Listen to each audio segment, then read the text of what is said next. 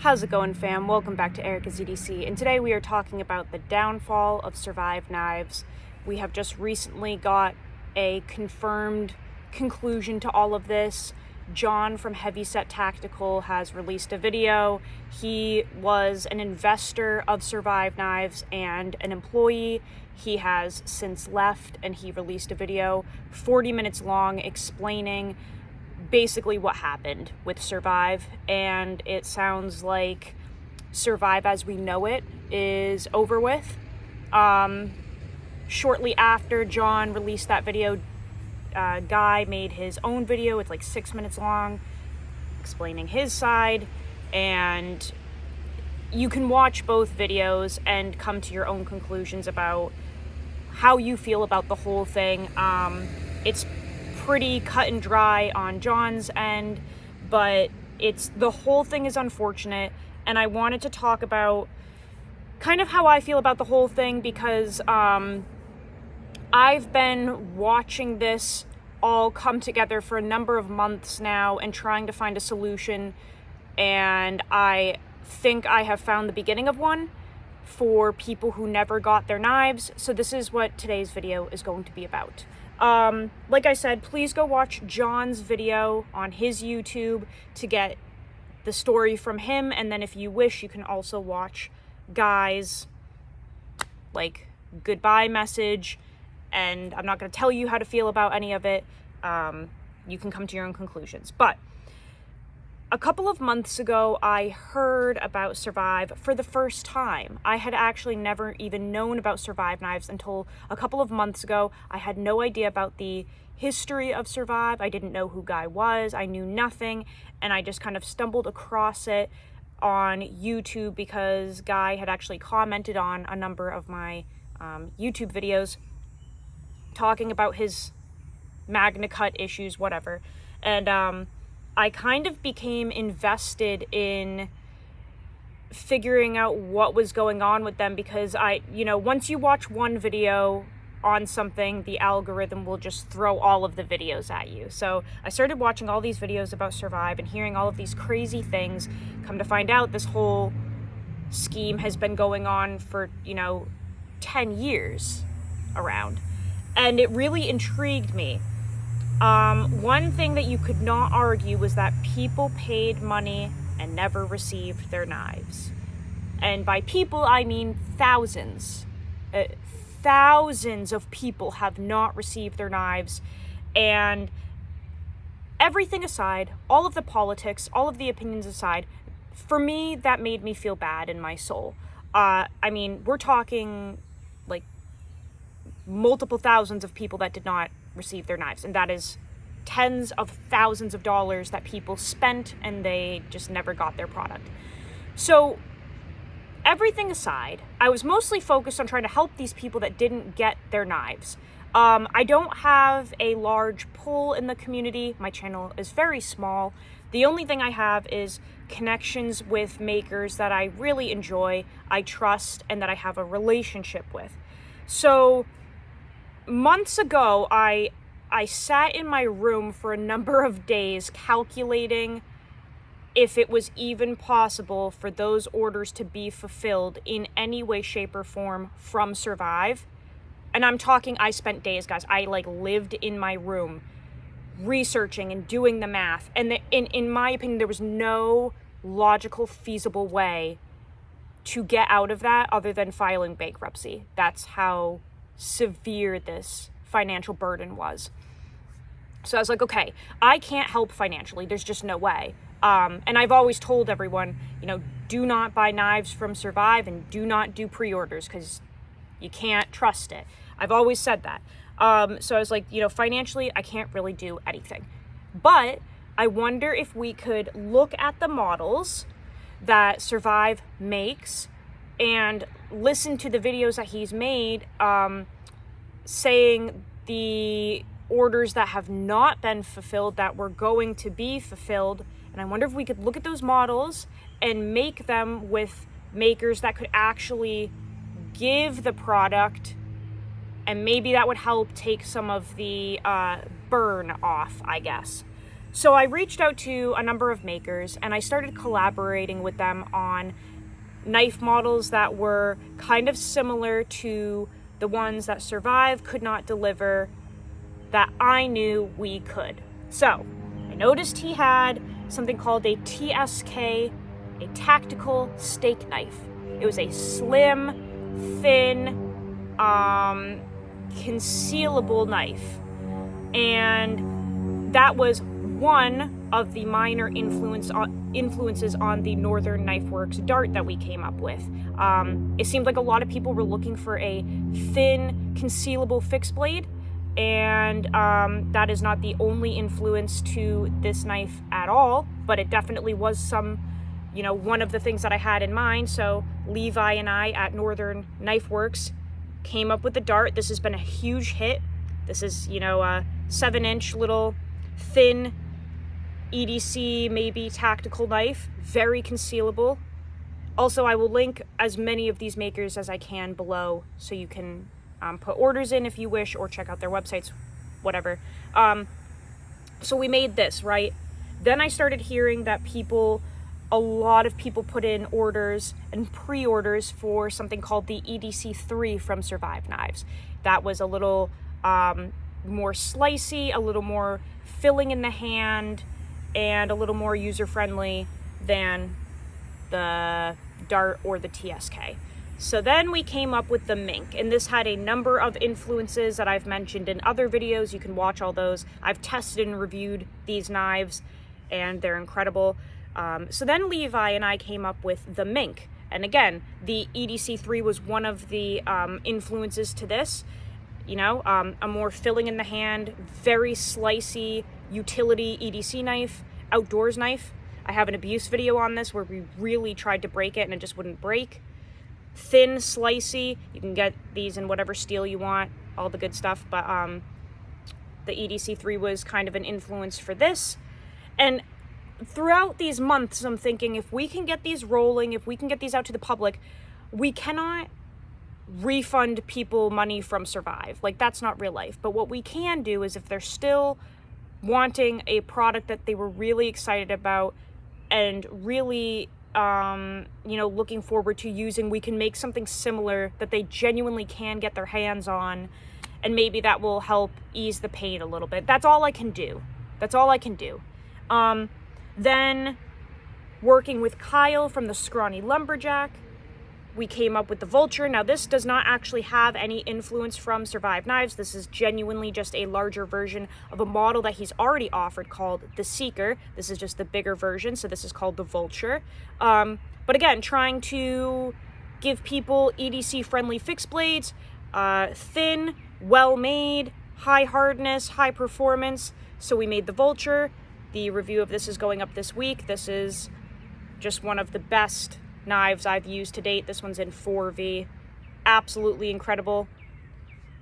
And then there was another knife that Survive failed to deliver, which was called the GSO5, I want to say. It was like a camp knife. GSO4, GSO5. There are so many of them, it's kind of hard to keep track. A camp knife. And it sounded like a lot of people were looking forward to this camp knife. They wanted to use it on their camping trips, use it during the summer to break down firewood, all of that stuff. So looking at the excitement and the market for camp knives, Levi and I at Northern Knifeworks have created the Mink, which again, I just did a review on, did the abuse testing. These are available right now if you want one. You can purchase one from Levi at Northern Knifeworks on Instagram, but these are available. This is Nitro V at 63 to 64 HRC, just an absolute beater, but a really nice, well-made camp knife. 9 inches long, 8.75, really filling in the hand, really comfortable. So I'm trying to just kind of scramble around to get multiple makers to create alternatives to these knives that people may never get unless a dang miracle happens and somebody purchases the company, takes over production, and pumps out the 4,000 orders that have never been fulfilled. You might have to find an alternative, and that's just how it is. Again, got with Dusty from Duckhead Forge. We made the Slater. This is a very small 6.5 inch EDC knife. Now this is more, this very much is reminiscent of a Fiddleback Forge knife or a, what is it, AA Custom, something like that. Just a beautiful little EDC fixed blade. This is in K390 at like 64.5 HRC, just gorgeous, fits in the hand really nice. Another little concealable EDC option that is thin and slicey. So these are available. Dusty is pumping these out as we speak. They're always on Instagram. You can put a custom order in as well. But Kyle from the Scrawny Lumberjack, the guy that made this, he also has 2 models that are very similar to Guy's models. Kyle has something called the Evo, and he also has a Forester. Those are both outdoors bushcraft knives that are available right now. You can place an order, get these in any steel you want. But I saw this coming from a mile away, and I've known for months that this was going to happen. It is not my place to get online beforehand and air out somebody's dirty laundry. It's not my place. I just didn't want to do it. All I could do was, in the meantime, until somebody else revealed what was happening, all I could do was plan a solution. That's the only thing I can do with my spot in the community, is just plan one type of solution. And these are some options for people if you want them. If you were really jonesing for a knife from Survive and you just don't think you're gonna get it, these are some options for you guys. I don't get anything from this. I've said this 1,000 times, but for anyone new to the channel, I do not make money off of YouTube. I'm not monetized. I make nothing from YouTube, and I make nothing from the sales of any companies that I ever talk about. I get 0 commission for the sales that I make for those makers or those companies. I get nothing. You will never find a receipt for it because it doesn't exist. I don't want money. My happiness is just showcasing makers that deserve to feed their families. I work a full-time job. I don't need money. So the only reason I show these makers is because they're truly my friends. I get 0 anything, no cut of the sales. This is just because in my heart of hearts, I genuinely feel bad for the people that have been waiting 5, 7, 10 years for a knife that they paid for, and they're just probably never gonna get it. That sucks. And coming from someone that is a knife fiend, I am obsessed with knives. I've always been obsessed with knives. I've carried one every day of my life since I was 6 years old. My father made knives. It's like in my blood. I'm designing knives now. I want to do this for the rest of my life. I want to be involved in this somehow, some way for the rest of my life. Coming from someone who just thinks knives all day, every day, 24/7, never stops, I would be beyond heartbroken if I had invested my hard-earned money into a product and it never got here. Especially if I was promised again and again that I was going to get it and kept getting my hopes up and then it didn't happen. I would be heartbroken. So all I can do is show you alternatives from makers that I love and trust, and hope that helps maybe even one person. Maybe one person that has the funds today or coming up to get something aside from the Survive that they've been hoping they would get. That's all I can do. I made a whole video on all these knives, all of my favorite makers. A few other shout outs I want to do. Steve Callari from Callari Custom Knives. High performance cutting tools there. BGM Knives. You guys know I have been a fan of John's work forever. Beautiful knives there. Most of these makers you can either get on their books. Sometimes they do drops. Sometimes they have availability. You have to check out each one individually because they're all different. Alan, Primitive Bear Knives. Beautiful outdoor fixed blade knives. He does fantastic work. Okay. Todd from Goathead Knives. These are machined, so you're kind of getting that essence of Survive in terms of like a fully machined, beautiful piece of work there. Kyle Noseworthy. He's in Canada. Everyone knows him, loves him. Beautiful stuff. And then I already showed Kyle from the Scrawny Lumberjack, but this is his Splinter model, which is the ideal EDC knife in my opinion. This is one of the most comfortable knives I've ever held in my life. Thin and slicey. beautiful work from Kyle. One thing I will add is you have to be aware of the fact that Guy was using Peter's heat treat to heat treat his knives. I'm not going to bash or badmouth that company. However, I will say if you do your research, you will see just a difference between a production heat treat setting and then a custom heat treat setting that you're going to get with these knives that I've all showed.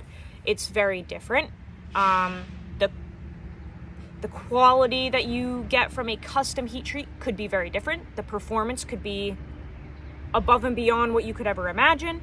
You have to remember, in a mass production heat treat setting, it is very different than someone in their backyard, in their shop, taking 6 blades at a time, individually, you know, putting them in, heat treating them, pulling them back out, observing them, looking at them, doing everything hands-on, okay? You have to remember, all of these knives that I just showed you are made by makers that are touching the knife every step of the process, doing the heat treat, doing the grinding, doing the fit and finish. It's all done in-house by a real human that has their hands on the product the whole time, okay? So, you're getting insane qualities and performance from all of these makers. Like I said, I'm not getting anything out of this other than joy, and that's all I want. I don't want anything from this. I just feel so bad for the thousands of people that just aren't going to get their knives. Unless somebody buys the company and turns things around, I don't even know.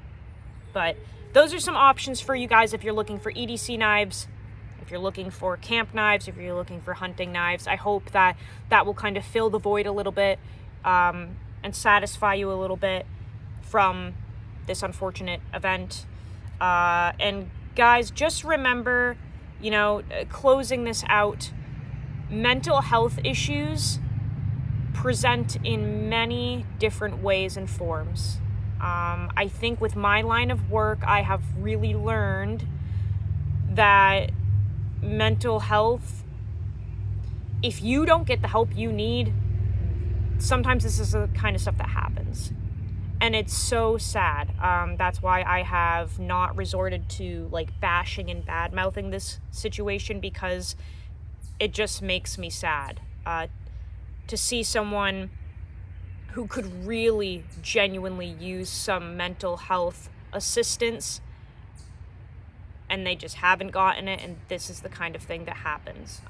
My heart hurts for everyone involved. It really does. And I know numerous people have gotten mad at me because I won't like bash the situation and badmouth it, but I can't bring myself to do it, because I feel bad for everyone involved, and I feel bad for anyone that has lost themselves so far to go as far as this.